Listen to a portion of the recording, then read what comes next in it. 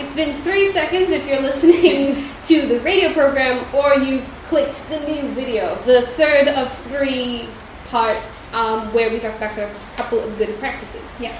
We have been mentioning a whole bunch of things, particularly when it comes to children, because that's the whole request. So, Tambor, what do you have to say? What should I be keeping my eye on and talking to my children about as a parent? So the good practice is, for kids, always talk to them. Talk to them about everything. Yeah. They are learning about how the world works, and you as a parent may, have to find out a couple of other things. But there are resources online like Take Back the Tech. There are a whole bunch of websites on how to talk to your kids about being responsible, about not sharing information, about not trusting random people online. But there are also a couple of things like avoiding internet trolls and addiction to games, to social media, to those kinds of things. Yeah. So, Sian, yes. What's a troll? A troll is not just somebody that lives under a bridge. No. A troll is somebody who has a problem. And they need to go see a professional about that problem and not kind of put it onto the internet. Because with social media in particular, you can, have a nickname as your username. You can be anonymous in some places. It provides an opportunity for people who feel really strongly about something, have a very strong opinion, or actually the whole purpose of what they want to do is to provoke other people and to start conflict and to start fights and to question everything that you might be talking about. They're also big bullies. Yes. So cyberbullying is a thing that is starting to catch on, whether it is people texting each other, whether it is via Facebook, Instagram, whatever it is. It is kind of a problem, but at the end of the day, whether you're a child or you're an adult or you're 60 years old, all of that can still affect you. So just know that particularly when you're using, the internet, you can always turn it off and walk away from it. Yeah. And if those problems start to spill into real life, particularly if there's somebody that's bullying you online as well as at school or in your workplace, confront them, talk to somebody who is a superior or a senior person in that position, or just say, what is wrong with you? As we were taught in secondary school, just say to them, stop it, go away, leave me alone. And if it is more serious, if it is somebody that is stalking you, threatening you, has pictures of you because you might have, they might be an ex-partner or something like that, good thing about that in Fiji, you can report that as harassment. Yeah. And the cybercrime unit, which is trying to develop their approaches and what they are doing, they are working on ways to follow those kinds of people and make sure that, the proper justice is meted out. It might be a little bit of a longer process, but all the more reason to make sure that you don't hold it inside, but if it is serious, report it to the police. Yeah. Just because it takes place, in cyberland, it doesn't mean that it's not a concern for police. Yes. Particularly if it is, somebody stalking you, harassing you, or trying to share pictures that you might have shared together. Yeah. We have another question. You do? Who's it from this time? I don't know. How do I find safe space online? Like we mentioned at the beginning of the program, you need to determine what the internet is going to do for you, and that will help you find your safe space. If you're looking for a place to talk about street harassment, if you're looking for a place to improve your education, Googling it is one start. Talking to local NGOs is another. They might know where to refer you on whatever social media platform you're looking on. And if they don't know, you can start it yourself. A private group, a public group, a public page on Facebook, for example. You can start a hashtag if that's something that you really want to do, and you can share that with others. There's so many opportunities, and don't let people who are trying to, stop you from having that conversation unless it's like illegal. Yeah. Don't do that. Or it like incites violence. Don't do that. Don't do that. But if it's for a good cause, do that. Yeah. It's very nice. There's so much potential for the internet. There are also international forums that you can talk to people on, but again, starting to Google those kinds of things. For example, I know that if you're looking for a place to vent, there are websites where you can chat online with volunteer counselors, for example. Oh, okay. If you're experiencing what feels like depression, what feels like anxiety, you can always Google, like online counseling. And there are a couple of websites that do that, and so they connect you with somebody, and it's just somebody to talk to. It's like anonymous, it's there to help you, and those kinds of things. We don't have that locally, but there are always good international sites to use that kind of space in. But again, it depends on the data you have available. Some of these sites, particularly chat websites, don't use as much data as, say, for example, watching a YouTube video, just because of the way the data works.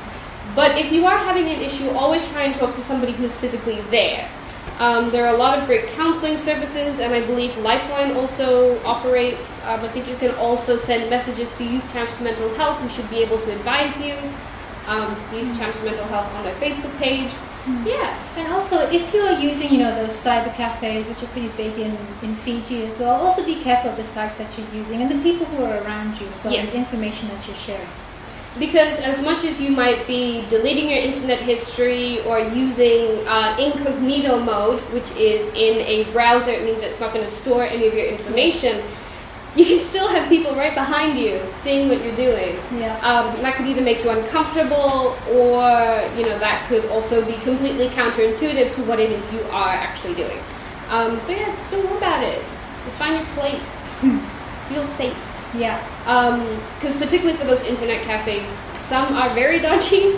So, if you are talking to your parents about, wanting to play games online or any of that kind of stuff, maybe see if having it at home is a possibility. And if you are a parent and you feel uncomfortable about, should I have this kind of thing in my home? At the end of the day, if it's in your home, then it is in that safer space. You have more kind of control and oversight over what your child will be accessing. And also, it's going to be a good thing for you as well, because it opens up so much kind of information channels, just to bond with your child. And if you're worried about them coming across porn or anything like that, you can talk to your internet service provider about advising on blocking certain things for your account. It usually is an option. So just talking to whoever it is, Digicel, Vodafone, Unwired, Connect, whoever it is, talk to them first to see, hey, I want internet in my house, but I want it to make sure that it's safe for my kids. And they won't be able to block everything, but they should be able to put up a couple of safeguards so that, when your kid is just using it to play games, they're not going to have something like, oh no! How can I stay aware online?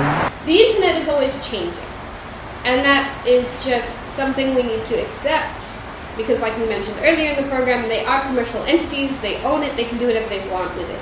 For example, Facebook and Google both track you, what you search, what you look at, what you click on, and they use that to sell to advertisers to then have direct advertising to you. And sometimes that's really helpful, because you're looking for particular things. So if you're searching for, I don't know, what's the best pumpkin recipe? Pumpkin. Lovely. They'll have an ad right at the top, but then you can also look at the other things. And that's just because you're using a service for free. That's just for you. It's for free. Because when you're paying for the internet, you're not paying for that particular service. If you know you're not paying directly for something, what you do will be paid eventually by the information that's collected by the business or whatever it is. So keep in mind any changes to the platforms that you're using. I know that terms and conditions are a little bit frustrating, but there are always good blogs and reputable news sites. Reputable. What's that? It means that they're an actual news organization. Usually some of the bigger international ones will track what Facebook's terms and condition changes will do. A quick Google search will help you understand that. But trying to understand, what changes are, check your emails. It's also good to keep an eye on, if your kid is using an online gaming platform or a different website that has games. Connecting, you have to usually have an email account to sign up for those kinds of things. So depending on the age of the child, whether it is you use your email address for that or you set up an email address with your child so that they have something to set that kind of stuff up with, monitoring that as well is really important. So check your spam folder also if you're over 16 and you have your own. Just check it. You never know what's in there. But never click the spam things. Never reply to somebody who's saying they need money, that they're going to enlarge your bits or shrink your bits, something, or that you want anything. Usually all of that is rubbish. Yeah. But sometimes important updates and different newsletters for whatever websites you sign up to end up in that folder. So just take a quick look, see if there's anything, and then if you don't recognize any of the names, any of the websites, even if Westpac or ANZ emails you and it ends up in your spam folder, that's usually a good sign. Don't touch those ones. Yeah. A lot of information. Yes. But all pretty, I think, important, especially about asking those questions, that you're unsure about when you're using the internet. Getting to discuss things about using the internet with your child, or even your parent if you are a child watching Yes. this. Just children, help your parents understand the internet. I do it all the time. I have to explain to my mother constantly. Yes. But that's just something that you need to do so that everyone's on an equal footing. Yeah. It's important. And if you have any questions, the comments of the videos, but also our Facebook page, if you don't want to post directly to our Facebook page, like we said, sending a message to a public page will mean that somebody, will receive that message and they'll usually be able to reply to you. We also have Twitter. You can always tweet us if that's the thing you do. Yeah. If you have any questions or you want us to talk about something a little bit more in the new year. But we're going to go on leave. So just give us some time. Just so we can get dry from this rain. Stay safe. Yeah. Yeah. In the real world and online. Bye.